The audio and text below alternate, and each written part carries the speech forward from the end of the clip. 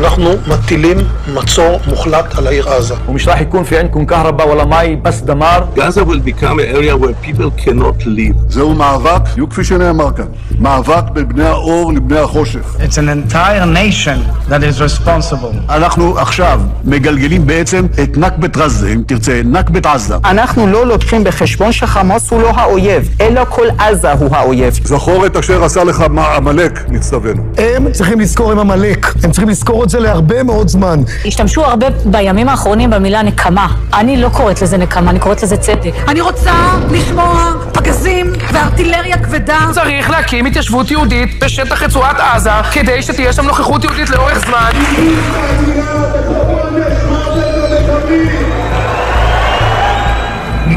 שחררתי את כל המעצורים, עושים את הכל. אנחנו לא נדבר לאויב בשפה מערבית מלטפת, אלא בשפה ערבית. עזה לא תחזור להיות משהו, וחמאס לא יהיה, נחסל את הכל.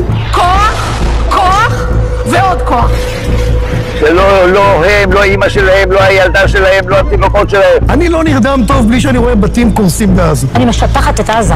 אין לי סנטימנטים. אתם תמשיכו לרעוב, תמשיכו למות, הבתים שלכם ימשיכו להישרף. תינוק שם הוא אויב, כיתה באלף הוא אויב, אישה בהיריון הוא אויב. אז אין סימטריה, והילדים בעזה הביאו על עצמם את זה. לא נותרת אבן על אבן בעזה. עזה הופכת לדרזדן.